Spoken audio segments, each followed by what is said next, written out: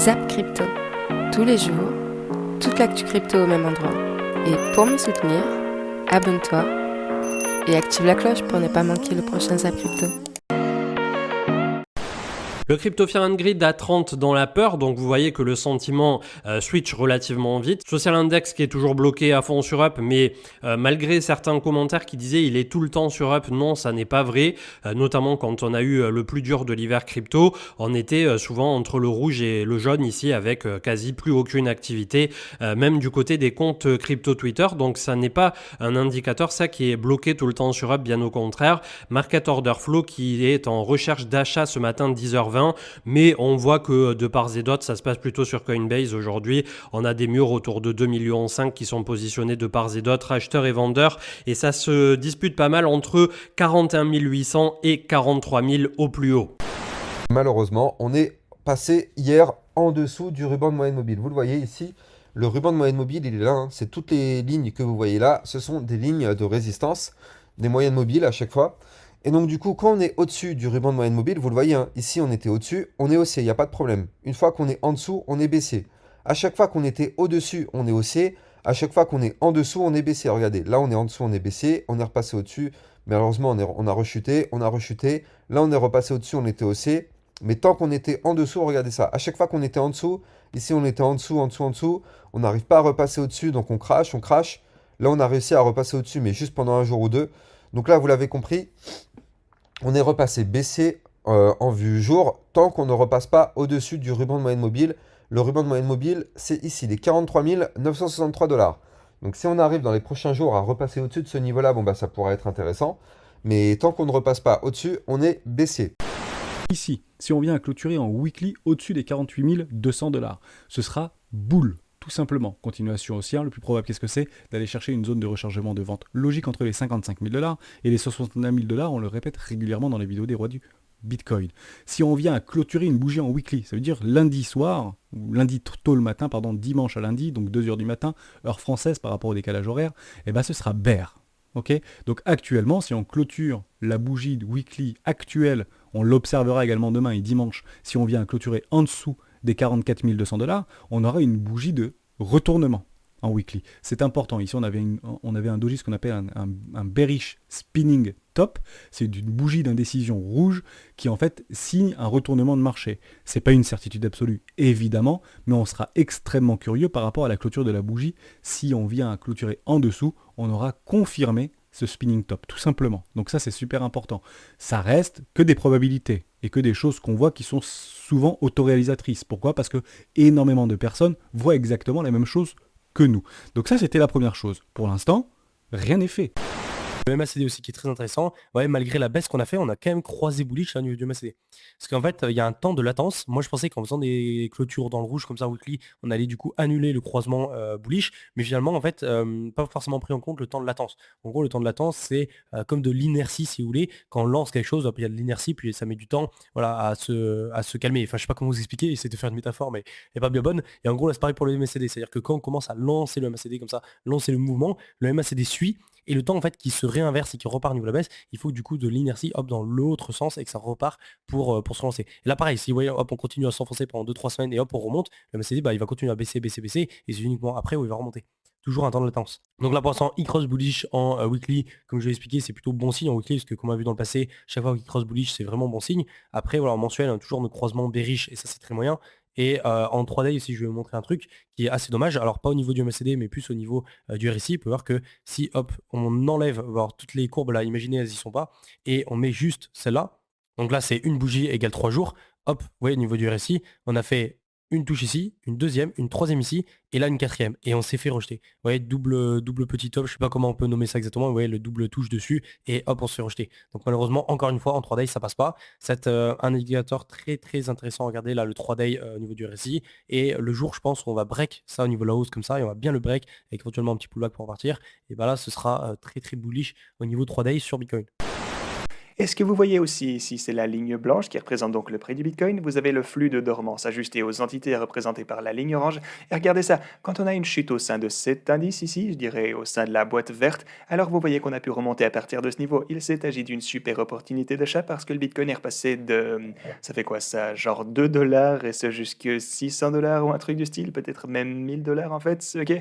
Donc ouais, quand on est revenu dans cette zone une fois ici. Regardez, le flux de dormance ajusté aux entités a touché la boîte verte et à partir de ce point, on a atteint le bottom de notre bear market et le Bitcoin a recommencé à décoller. Et regardez ceci également, on l'a touché juste ici et le Bitcoin a commencé à monter à partir de là. On l'a touché là également et le Bitcoin est remonté aussi et finalement, vous voyez qu'on y est revenu à ce point également. Du coup, est-ce qu'on pourrait chuter encore plus bas ici? Bah ouais, peut-être qu'on va un peu latéraliser.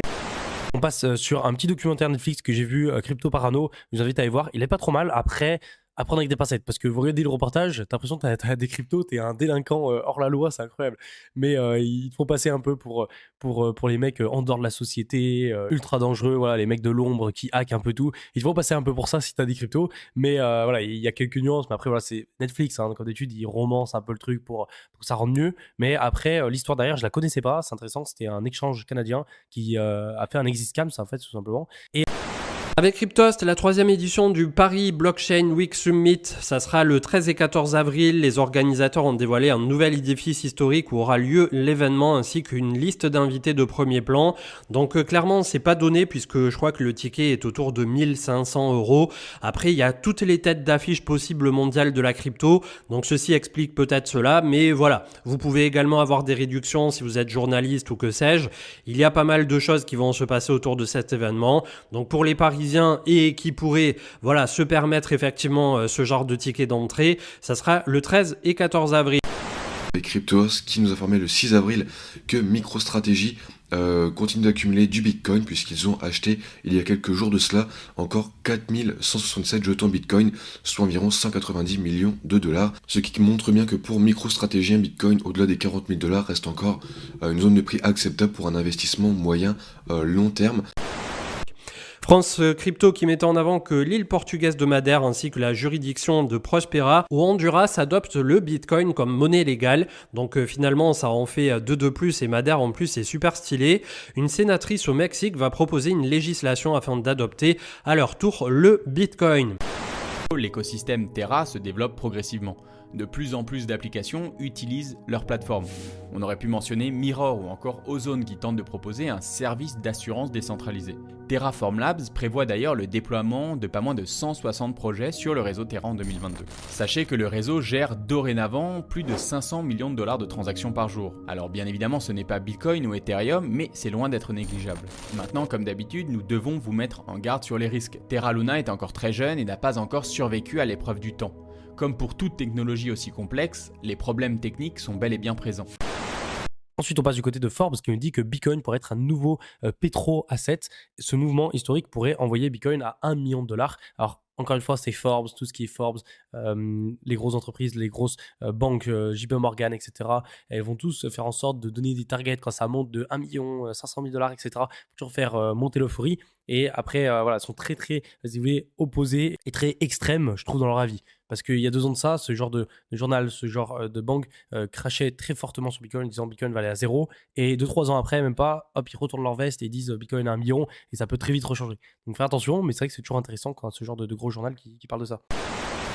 Et là, on a Katie Wood, donc cette pro-Bitcoin, cet investisseur un peu légendaire, on va dire, qui vient de faire une déclaration. Elle a confirmé, on va dire, ce qu'elle pensait, qui était que le prix du Bitcoin pourrait excéder 1 million de dollars d'ici 2030. On continue avec France Crypto qui a tweeté il y a 13 minutes pour nous informer une bonne nouvelle puisqu'en effet a priori Tesla, Block et Blockstream, donc ces 3 sociétés, ont prévu de s'associer pour lancer une ferme de minage Bitcoin qui serait entièrement alimentée grâce à l'énergie solaire et ça serait fait du coup au Texas et c'est plutôt une très bonne nouvelle. On reste sur des marchés qui sont extrêmement prudents à court terme puisqu'il y a matière à l'être d'un point de vue géopolitique et mondial.